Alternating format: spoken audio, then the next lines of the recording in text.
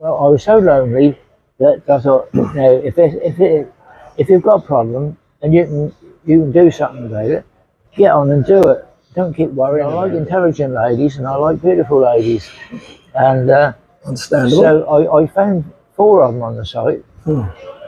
But I told them I was 75 instead of 85. That one was a lawyer, and I took her out for a meal, and we spent the whole meal arguing. Which I'm told is quite normal for lawyers. I stipulated I didn't want anybody under 60 because I didn't want a young bit of stuff. But eventually, I thought, well, I'm just sitting here waiting to die. I'm gonna go to the Philippines.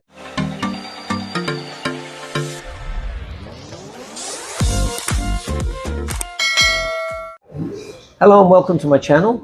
I'm here with a guest today. His name is Peter, and he is from England, right? Yeah. And why don't you tell everybody how old you are? 87. 87, young. 87. So what year were you born? 1935. Wow, 1935. Where in England are you from? Come from East Anglia, a town called Ipswich. I live about a mile outside the town in a small village. Yeah. I was born in Ipswich. You were born there, okay. Yeah. And I lived in a pretty rough council estate. Okay. Yeah, there was a lot of thieving going on, and I know the neighbours opposite gave us a great deal of amusement because the police knocked at the door of one of the people who worked on the docks. Okay. And apparently, when he heard the knock, or they saw the police arrive, they threw stolen stuff from the docks that they'd pinched from the docks into the next door neighbour's garden. And so when the police searched, it was completely bare of any valuable stuff. Yeah. And when the police went, the neighbour wouldn't give them the stuff back. They kept it. They couldn't complain to the police because they'd only incriminate themselves. Right. They gave everyone a great deal of amusement. Everybody knew about it. Yeah. But, I mean, when I was a child, I just joined in. Great fun. Mm-hmm. Our hobby at the weekend was shoplifting. We all did crazy stuff when we were young, right? Oh yeah, that's right. And but I was very entrepreneurial. I used to go to the woods surrounding Ipswich. There were lots of chestnut trees, and we used to get bags of chestnuts, and I used to sell them around the streets, a pint mug of chestnuts, and I think about 9p at the time. Oh, really? Yeah, old money. And at Christmas time, I used to go out looking for holly in the hedgerows, yeah, and sell it to people for Christmas decorations. So I was into making money. You were an entrepreneur, as you said. Yeah. That's really awesome. Yeah, but I mean, I was brought up. I think I was about 4 or 5 when the war started, and my father was called up into the army. So my mother looked after me and my young sister. She was 4 years younger than I was, the docks were at one side of the estate, and there was an airfield the other side. So the German bombers that came over, all the bombs that didn't actually hit a target landed on the houses in the estate. And I've got a picture of the house demolished. 2 of my friends at school were living in the house. Their mother had gone shopping. This must have been in the evening, in the winter time, because it was dark. Yeah. And so because the planes didn't come over in daylight. Of course not, no. And she went shopping. When she came back, there was the wrecked house there with her children in it. Oh, and I mean the air raid wardens, moved all the rubble away. Right. They found the 2 boys quite safe. The bedroom floor had fallen like that. Yeah. So there was a little triangle that the boys were still in, and they were perfectly safe. They survived. Yeah. Well, that must have been a bit shocked, I would imagine. I would imagine they would be. Yeah. That's quite scary. Yeah. The lady in the house next door did die from, Did she? Yeah. And this wasn't a single incident. This happened quite often. Right. In the end, the government decreed that all the children should be evacuated away from where the German bombers could get to. That would be the smart thing to do. Yeah. But my mother didn't want her little darlings to go to strange people because the parents didn't go. You know, Oh, really? Just the kids? Children just given her, you know, whatever the mothers could pack for them and went off to live with strangers. Yeah. And people were told, you know, by the authorities, you will have 3 children. You've got so many bedrooms. You will have, whether they liked it or not. I mean, some of them had very happy experiences, but some of them were, you know, people were resentful about having these evacuees, as they were known as. Right. You know, they had a pretty rotten life, I imagine. But my mother didn't want her little darlings to be separated from her, so she moved, strangely, to Pinner, which is quite, it's on the outskirts of London. Okay. But I think it was in a safe area. Yeah. And she went to live with her sister. But my cousin and I fought like tooth and nail. We hated each other's guts. No, no. So my mum had to go and live with other people, and she worked as a housemaid, which and she told us, don't tell anybody you live on the council estate, because it was a very posh area. And but I thought my mum was really, you know, she really did us proud. She worked, you know, because my father was white, and I don't think they got much money from the government. Right. To keep me but they gave it up after a while. I think there were so many complaints about bad treatment of the children. Yeah. You know, they lifted the ban, and so we went back to live in danger area. Right. But we had underground shelters. That's right. You know, like a hole in the ground. Right. Right. Which we you know, when the air raid warning went, when they knew the planes were on the way, we all had to get down in this hole in the ground, which was damp and sort of miserable. And you remember all this, right? I remember it. Yeah, strange. But because in this air raid shelter, our next door neighbour was an air raid warden, and he was stood there. We weren't allowed to show a light, so you know, he got curtains round. But he was out there looking to see, and you know, being a curious, I was looking under his arm, and I see the searchlights going backwards and forwards. And they caught a plane in the centre of it, and then the tracer bullets, you know, you see little dashes of light going up, and bang, the air, you know, it was like a television. Yeah. I didn't realise I was in terrible danger. You were pretty young, so. Oh yeah. But I see. You had a pretty interesting experience in your childhood. Yeah. No, but let's fast forward, and so you spent most of your young life. We grew up in the Ipswich area, and is that where you started your first jobs and everything? Were you working in the same area? No. When I was a paper boy. That's the first job I had was as a paper boy, and I used to buy farming magazines because I wanted to be a farmer. Okay. I don't know where that came from, I'm sure, but for some reason I was interested in. And later on, I married a farm manager's daughter, and her dad took me around the farm, you know, and showed me all the things. She's got no sons. I think I was like a surrogate son for her. You know, he said, you know, I loved it, but he said, you don't want to be a farm worker. He said, it's dreadful. I thought, well, I don't really think I was going to be a farm worker. I had more ambition to be the boss.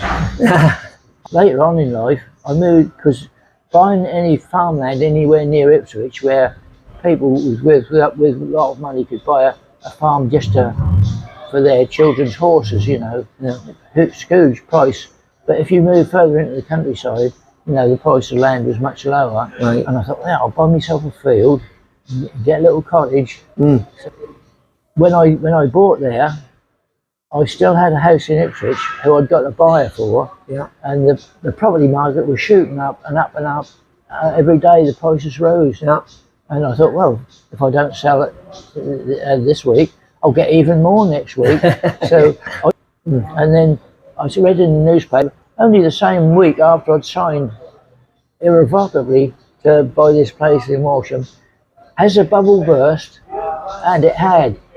Property prices crashed down. Yeah, the chain broke, so my buyer couldn't buy my house, and I was stuck with 2 mortgages. Oh, that's not good. Very bad. Yeah. In fact, I did eventually, because I owned another house, which I rented out to American servicemen, and that became vacant, and I sold that. because I was paying too much. I was getting deeper and deeper into debt every month. Of course. Yeah. And I sold this house and the equity from it. I paid off all these arrears, but they were still mounting up. And the tax man, I was then liable to pay capital gains tax. And I spent all the money paying off my debts. Oh my goodness. So, and I had to have an interview with the tax man. He said, I'm afraid we're going to bankrupt you, Mr. Smith, if you don't pay your... Because I said, you can't get blood out of a stone. Right. And he said, well, in that case, he said, we shall be forced to make you bankrupt, Mr. Smith. I said, but I shall pay you every penny, you know. And apparently, if you make it off to pay anything, however small, they can't bankrupt you, you know, as long as you're... And I did eventually pay it off. Oh, good. Very tiny. Good, so you avoided the bankruptcy. That was a terrible shock, you know. Yeah. Because I've got 6 children. And I was going to ask you about kids. 6 children? Yeah. Wow. Yeah. All from the same mother? Yeah, all from the same mother, yeah. I was married for 58 years. Wow, 58 years. That needs to be applauded.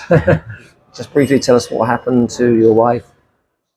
Well, she passed away about 5 or 6 years ago. 5 or 6 years ago. She'd been extremely ill for most of her life, really. I mean, she did complain about ill health, which I must admit I virtually ignored her. You know, she's always moaning, you know, and the children would say, "What's wrong with Mum today?" But I mean, we thought that was put on, but I think actually she was an ill lady. Yeah. This is very unfortunate. I suffered from depression from the time I was about 40 or 50, I think. Really? Yeah. It came and went, and sometimes it was worse and sometimes it was better, but you get very good at hiding up, you know, the fact that you're depressed, you know. Yeah. You laugh and joke and, you know, appear to be normal, but... I know it's like I've been in some dark places myself. So many people have. It surprises me when I, you know, people that have said that. My depression got worse and worse. I would imagine. Yeah. And because when I went into the mental hospital, I was only in there for about a week, and they put me on antidepressants. Yeah. And I got hooked. I didn't realise it, but easy to happen. When my wife got really bad, and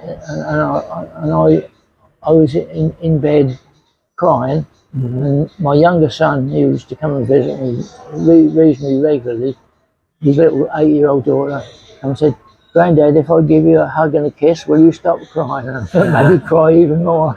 Of course, yeah, I would, yeah. Yeah, and I thought, oh, they're going to take me back. I'm either going to commit suicide. I got really bad. Did you? And so I ran away to Spain for 6 months. Okay. My granddaughter was living next door, so someone to keep an eye on my wife. And I lived in Spain for 6. She was living next door for over 3 years.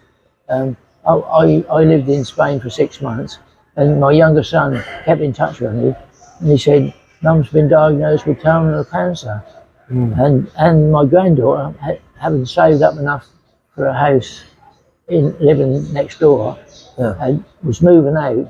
So I thought, poor old girl, she's going to be on her own, you know, diagnosed with cancer. So I came back to England, and didn't get a very warm reception. But she passed away after about 6 months. She, you know, she fell on the floor and took to hospital. She never came out again. But I think that was a happy release because she must have been in an awful lot of pain. Yeah, I can imagine it would. Yeah. Well, here's the question I really want to ask you. With all that you've been through, and after that traumatic event with your wife, and obviously you probably suffered a little depression after that, and you were living in a house lonely. And when did you make the decision to get up, leave England, and come live in the Philippines? Because you've only been here, is it a month or 2 months you've been here now? Came here on the 1st of December. So 1st of December you arrived here, and you haven't been to the Philippines before, right? No. So this is fascinating to me. So you just made a decision one day. Well, I was so lonely that I thought, you know, if you've got a problem and you can do something about it, get on and do it. Don't keep worrying about it. And I was very lonely, so I got in touch with an English dating site, Yeah. And I like intelligent ladies, and I like beautiful ladies. And Understandable. so I found 4 of them on the site. But I told them I was 75 instead of 85. And they were all very pleasant ladies. I mean, one lady was a holiday rep. One lady was a businesswoman who wanted me to take her to Harrods, I don't know, one of these posh hotels in London. Okay. Which made me laugh. I said, well, when I get to know you better, I might. But that one was a lawyer, and I took her out for a meal, and we spent the whole meal arguing, which I'm told is quite normal for lawyers. But I quite enjoyed it. You know, Really? I thought, you know, it was quite interesting. I mean, she was saying productive arguments. The first thing she said, because I said, first thing I'm going to tell you, I'm not 75, I'm 85. I said, I don't want you to suffer under misapprehension. I said, I like to be as honest as I can. She said, well, you're not honest then. You told me you're 75. I said, well, you're here, aren't you? I said, I did it because I didn't think I'd get any replies if I said I was 85. She said, that's not a good reason. I said, well, you're here. And but I think she quite enjoyed the evening as well as I did. You know, at the end she said, thank you very much. And she messaged me the next day to say how much she'd enjoyed the evening. And I replied, I said, well, I enjoyed it as well. But one evening was okay, but a whole week, a whole lifetime, no. So I thought, I'm wasting my time here. Yeah. I'm flogging a dead horse. So when I sold my businesses, I went taxi driving because I don't like sitting about doing nothing. No. And one of the drivers had got a Filipino wife, and he seemed very happy. And I thought, I'll try a Filipino dating site, which is Filipino Cupid I use. Okay, there you go. And I stipulated I didn't want anybody under 60 because I didn't want a young bit of stuff. The first lady I spotted, a very attractive lady, and she doesn't look anywhere near her age. She's 64, and she stipulated she didn't want anybody under 70. I thought, oh, I qualify here. There you go. And because of lockdown, I was locked down, and I couldn't leave the house. Oh, yeah, of course. And she was the same she was in a place near to Naga City. Okay. And she was locked down as well. Yeah. So first of all we text each other, and I've been communicating with her for over 2 years now, and eventually, I thought, well, I'm just sitting here waiting to die. I'm gonna go to the Philippines and meet up with Sally, and and she's a lovely lady. I'm hoping she's going to come here to do Maghetti with me. But I was with her for 5 weeks, I think, in Camarines Sur. Okay. And I didn't like the climate there. It was raining nearly every day. Yeah. And we had quite a lot of disagreements because of the culture difference. She was used to the Filipino culture, and I was used to Western culture, and they didn't actually marry in all respect. We had quite a lot of disagreements about. So in the end, we disagreed so often that when I came to the Philippines, you hear stories of ladies saying they're going to meet you at the Manila airport and they don't turn up. Right. So I thought, I need a plan B. And coming to Dumaguete was my plan B. Okay. And but she did come, and we went back to her place. And anyway, I decided to go over to plan B because of so many arguments. Right. Since then, she kept in touch with me, and she helped me arrange the flights to Dumaguete. So she's obviously concerned about my welfare, and we've kept in touch. And now she's hoping. I'm hoping she's going to be able to come in about a couple of 3 weeks. Okay. Good. Yeah. But I sat there. It was because I thought, well, I don't want to sit here and wait to die. No, I can do interesting things, and no. Good on you. I mean, that's amazingly bold decision to make at this time in life, to just say, I'm not going to sit at home feeling lonely and miserable, waiting to die. I'm gonna go to the Philippines and spend my my remaining years over there, and Yeah. to finish up, you have some plans, right? For Yeah. you know, why don't you tell us what are your, now you're here in the Philippines on your plan B? What are your plans? What you hope to achieve over the next few years or whatever? I'm hoping to move up to Valencia, Okay. which is a lot cooler than here. Yeah, that's and, where I live. Yeah. And I'm a country boy, and that's more countryside area. Right. And I found a house up there. I think I'll be able to rent it, and I wanted a garden up there. Yeah. Because I want to see if I'm capable of growing vegetables as well in the Philippines as I could in England. Right. The climate was completely different, so I want to prove to myself that I'm capable of doing it. Yeah. And if it's successful, a nice goal to have. yeah, if it's successful, I'd like to buy a piece of land or rent a piece of land, and go back to my original. There you go, the original dream you had. Yeah. Being a farmer boy. As a 12-year-old, at 87, I might be able to achieve my original ambition. Right. If it's a complete failure, it doesn't really matter. But it'd be a great deal, give me a great deal of satisfaction. Yeah, absolutely. Yeah. Let me ask you, Peter, because we're going to be finishing this up in a second here. So, my channel, as you know, is a Christian-based channel. American Christian with the British accent. And so I always like to ask anybody that comes on my channel, do you have any belief in God or an afterlife?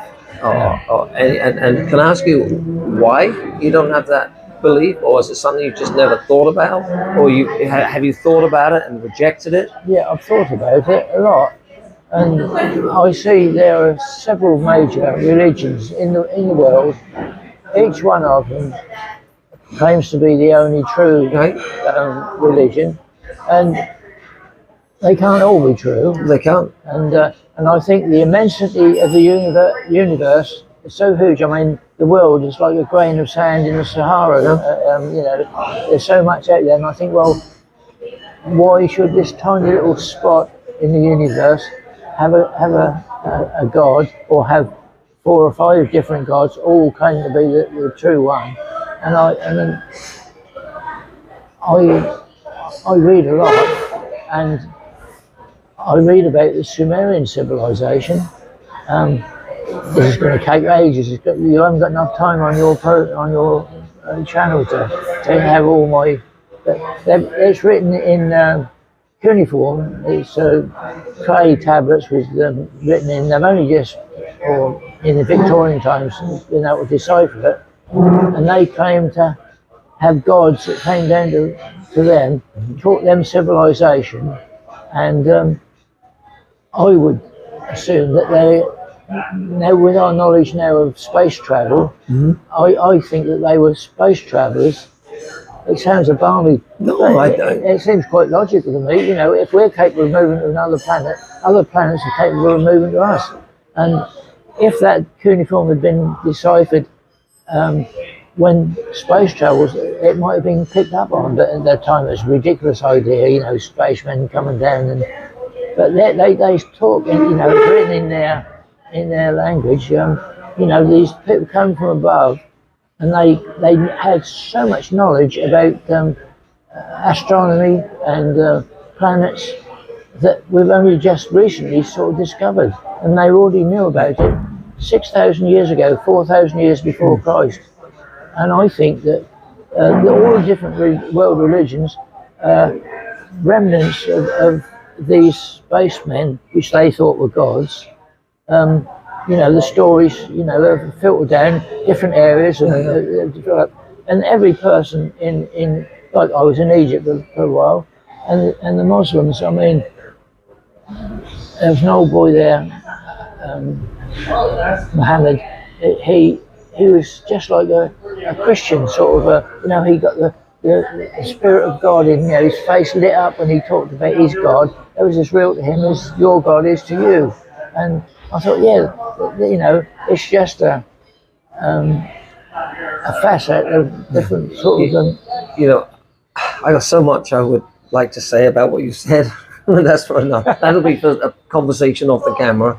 But let me ask, would you be open to having a discussion more about belief systems and what might be true? Because, you know, when I started this video, I talked about, you know, it's never too late. You're getting on in years, 87 years old, and you know, and at that age, you chose to come to the Philippines just like that. So it's never too late to make decisions like that. So I would say it's never too late also to make a decision for God. If you can, even at this time in your life, it's not too late to discover what the real truth is.